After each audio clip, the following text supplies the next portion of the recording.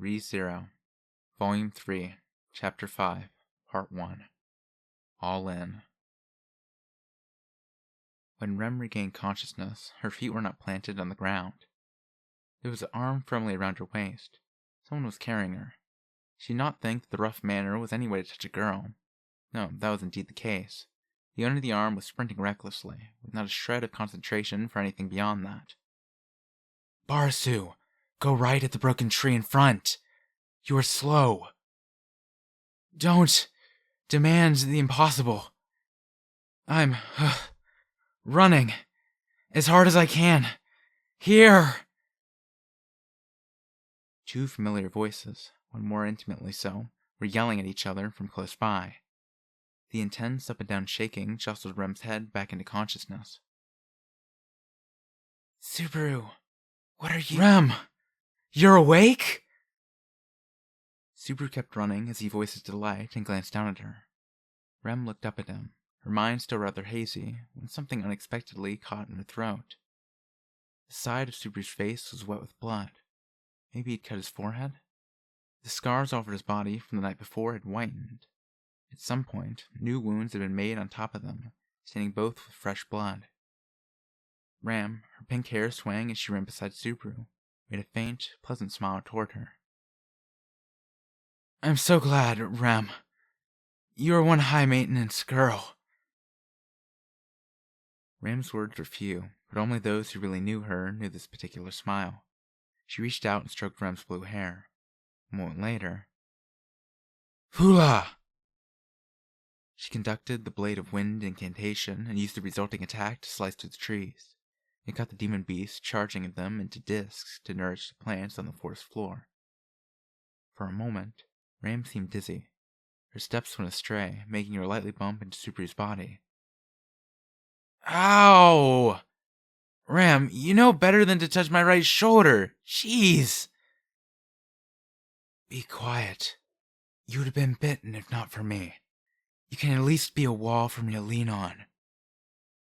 "At least pick the other shoulder. Ow!" Subaru was half in tears as he cried out in fierce pain. Ram put her weight on Subaru as she bled from the scar of her lost horn. Ram watched both of them as the current situation slapped her in the face. Why was she in a place like this? Why were they protecting her? Why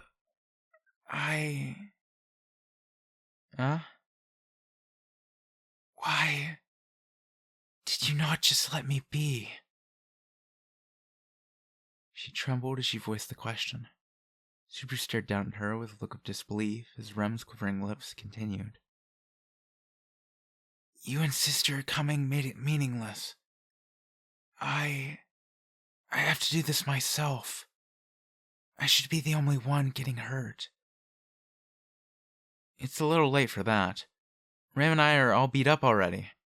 Hell, maybe more than you are." Subaru was prone to exaggeration, but he seemed to believe every word of that last sentence. She wondered what Ram thought of that. Her beloved twin did not enter the conversation. Rem felt like her sister had left her out on a limb as she desperately tried to find the right words. It is my fault. I hesitated last night. That is why I have to take responsibility. If I do not, I cannot face you or sister. Now may not be the best time for it, but we're actually, talking. That's seriously awesome. Really, you should not have been bitten at all. The Subaru didn't look like he was listening. He apparently heard her words loud and clear. His face went stiff, looking at Rem as she confessed her sin. Rem's shortcomings had caused Subaru to risk himself to shoot her during the forest battle the night before. When she saw the fangs had punctured and ripped Subaru's flesh, bathing him in blood, she could only gape at what her conduct and judgment had wrought. The same scent as on that day long ago, when everything had been burned away, had hovered thickly around Subaru, and Rem had caught a whiff of it, leaving her unable to move. It is because I hesitated to reach out to you that you nearly died, and then your body suffered too many curses to lift. That is why You went off to deal with it by yourself to atone for it. right? Just as Subaru nodded in acceptance, Rem drew in her chin, once again acknowledging her own sin. Rem was prepared to be scolded and scorned. Subaru should have given her a tongue-lashing before she had set foot into the forest again. She had not let him because she had not a moment to spare to save Subaru. That, or she was unprepared to face the consequences of her weakness. Rem, resenting her own frail heart, that it must surely be the latter. She was prepared to accept whatever words he struck her with, however stern they might be. After all, that was the only punishment she deserved for the crime she had committed. Rem. Yes? Subaru's face was truly right before her eyes. Bonk. The hard smack sound of bone upon bone sent sparks into Rem's vision. For an instant, the sharp pain narrowed Rem's field of vision as she put a hand on her forehead in confusion. When not in her horn form, her flesh was no hardier than an ordinary human's. No doubt others would be able to see a faint, rending bump from the impact of her brow. Rem's eyes were still wide, with no idea what was going on, when Subaru looked down at her. To begin with, are you an idiot? No, you are an idiot. Parasu, you split your split forehead and it is bleeding again. Rem but didn't speak. Subaru shook his bloodied face. I'm an idiot too. I know that already. But your little sister is an even bigger idiot. Rem realized that Subaru had headbutted her. She didn't understand the significance at all. Now look here. In my homeland, they say, 3 women make a market. Not that has anything to do with us, but they also say, 3 heads are better than 1. What's Saga City anyway? Subaru murmured to himself after he spoke. Anyway, he said, twisting his neck as he continued. It's like how it's easier to snap an arrow with 3 people than a person might think. I'm guessing you're using that somewhat unlike the original. Anyway, don't think about it all by yourself and rely on the people around you. You understand what I'm saying, right? If you had your heart snapped like me. Super was about to say something when his expression changed to one of pain. That was over the line, huh? That's a little strict, ain't it? What are you talking about? Wait, Subaru. The scent of the witch is suddenly much thick. Rem pinched her nose, twisting her body away from the repugnant smell. Right beside her, the horrible, abominable stench wafted about. What had suddenly caused it to? But Subaru moved to set Rem's misgivings aside with a statement of his own. Well, I need you to switch gears on that for now. I'll switch gears too. Rem was game, but the serious look on Subaru's face told her to push that question down the road. Subaru looked ahead as they ran, the tension and caution in his eyes growing stronger. Simultaneously, Rem, again running beside him, put a hand to her painful forehead as she began to chant. Ram, the villa. No, the barrier's good enough. Which way is it to get there? If we can slip past the pack before us, we simply need to sprint to the left. But what are you planning? When Rem asked, Subaru let out a long sound as he made a sour face. How about I push Rem onto you and I cruelly run off to the barrier on my own? You intend to let me flee with Rem while you lure the Uragaram away? Understood. Can you not spoil what I was trying to hide? It's embarrassing. The speed of the run did not abate as Subaru and Ram sparred with their words back and forth. When she heard what they were saying, Rem felt a feeling of despair, like the whole world was turning black before her. I cannot save you like that. Please stop this. If you do this, Luggage should be seen and not heard. It's all right. I'll get past the barrier and hook up with you there. After that, I have a special plan you don't know about to take down the demon beast all at once. It'll be big. An easy win. She had no idea what special plan Subaru had prepared. To be blunt, she wondered if there even was one. Was he simply papering things over? Subaru slipping past the pack by himself was all but impossible in the first place, she thought. You need to do no such thing. I will wipe out the demon beast all by myself. She couldn't let Subaru do anything rash. Rem tried to move her arms and legs, but her limbs merely dangled, refusing to obey her commands. The most she could do was wiggle her fingers and move her tongue around a little. Nothing was working as she was accustomed to. Where is my weapon? Like I could carry around a heavy thing like that. I'll buy you a new one later. Jeez. Pain shot through Rem as she realized she was unarmed and unable to move, so there was nothing she could do but be protected by others. The thought drove her to despair. Subaru gently handed Rem off to Ram. Don't drop her. I believe I have more strength than you possess in one arm, Barasu. Why'd you make me carry her then? You never told me to, did you, Barasu? Seriously? That's your answer? Subaru slapped his own face for missing the opportunity. Rem looked up at Subaru from her sister's arms, shaking her head at the unbelievable reality. She'd said so many mean things about him. Why was he going this far? Subaru, why are you going this far too? Good question. Her inquiry sent Subaru into thought for but a single moment. He raised a finger and smiled. Because you're the first girl I ever went on a date with. I'm not so cruel that I can just turn my back on you. As he spoke, he gently petted Rem with the same hand. Well, I'm gonna head off for a little bit. Take care of Rem, big sis. I pray that you meet with us safely, Barasu. With that brief exchange, they suddenly parted ways, with Subaru running one way and Ram another. Ram ran right, Subaru ran left.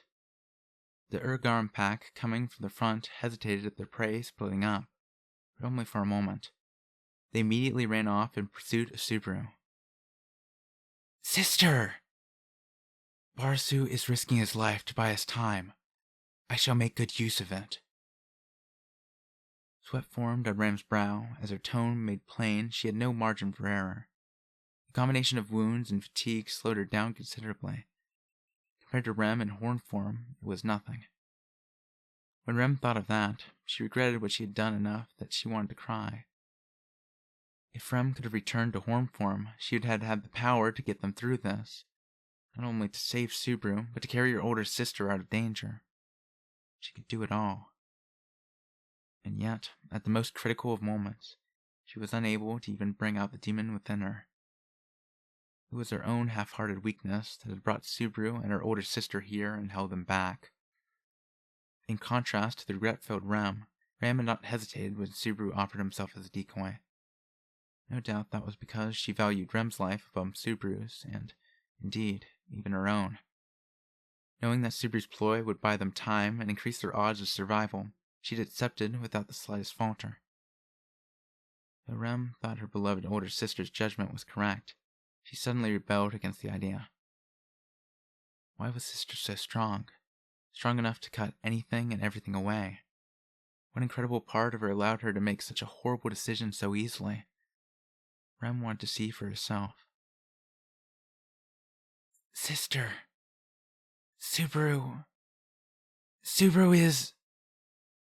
Rem, we cannot turn back. It would put his resolve to waste. They were the words of her beloved sister. Her sister was always right. If Rem followed her, she would surely be safe, for Rem had always been right. Then why did what was right feel so empty? Sis! Ram's expression greatly trembled in response to Rem's heartfelt shout. Ram bit her lip, her eyes wide open as her feet came to a stop. Rem instantly twisted her body, escaping her sister's arms to fall to the ground, rolling as she looked behind them, and saw Subaru's back as he ran. Far away, his run was much too slow to be called a sprint. She saw his black hair and his wounds all over. She saw the sway of his listless right arm, devoid of strength, and the way Subaru appeared to be hiding his emotions. Towering before Subaru was a giant, sheer black demon beast. Judging from its size compared to the rest of the pack, it might as well have been the leader. Under that fearsome gaze, surrounded by predators, Subaru ferociously ran. No matter how much she stretched out her fingers, no matter how much her heart quaked, she could not reach his back. And yet, Rem shouted, as if pleading, "Subaru!" She did not know if her voice reached him. All she saw was Subaru on the run, his left arm drawing the dimly glimmering sword as if responding to her call.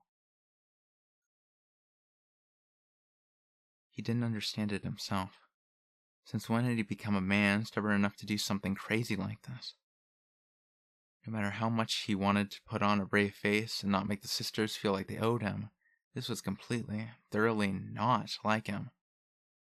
With his back turned to them, the look on his face crumpled the instant he knew they could no longer see it. He keenly felt both extremes of pain, dull and sharp alike. His mask had fallen to pieces, Subaru's magnificent face scowling as his tongue pathetically hung out like that of a dog.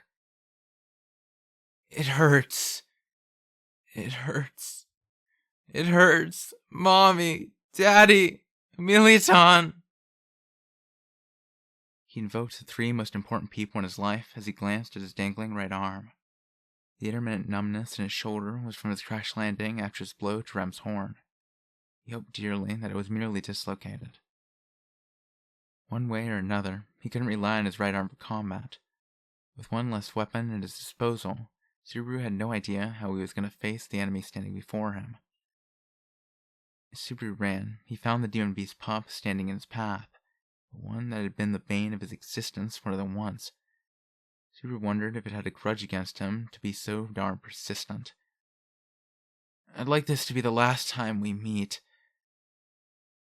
Subaru kept running as he girded himself for the cascade of stones the demon beast would surely unleash. If that hit him with his guard down, there was no way he'd get away with just a dislocated shoulder. Shaking off the unpleasant image of being whittled to death by 1,000 stone cuts, Subaru mentally simulated dodging at the exact moments the stones would be unleashed. He gave the demon beast a half-resentful, give-me-your-best-shot glare when... He suddenly sounded quite clueless. Subaru could scarcely believe his eyes at the scene unfolding before him. The demon beast pup made a small howl before curling up its little body further. It seemed to be gathering all its strength. Before Subaru, whose eyes were narrowed with no idea what was coming next, the fur ball suddenly grew with explosive force. Poof! In the blink of an eye, it grew from the size of a cute, huggable domesticated dog to something larger than the largest breeds, to the point one might call it jumbo-sized. I've seen this in manga a lot, but seriously? Where does all the extra mass come from? The reply to his question was a howl that seemed to make the entire forest shudder. It used its hind legs for support as it vigorously sprang off the ground. The demon beast then struck together the claws of both its raised paws, revealing them to be sinister weapons that could slice through human bone with the slightest grace. "Oh, so you're not going to settle this with magic? What did I ever do to you?"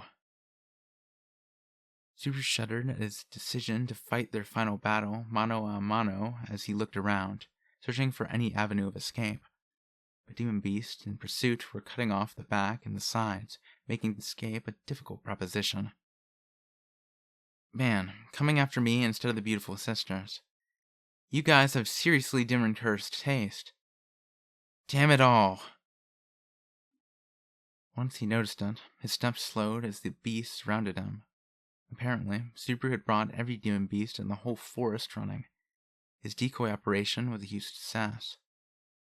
He didn't have time to have a nervous breakdown or piss his pants while begging for his life. With all avenues of escape cut off, his only option was to run straight forward. In other words, he had to take the giant demon beast down one-on-one. He fumbled in his side pocket. He felt a rock, a piece of hard candy, something that felt sticky and icky, and... all I can do now is trust in Puck. He took it out and tossed it in his mouth as he prayed to the great cat with all his might. There wasn't much time before Subaru would reach the demon beast. It would clash in mere seconds. That was when... Subaru! He heard it. That moment, Subaru heard someone call his name.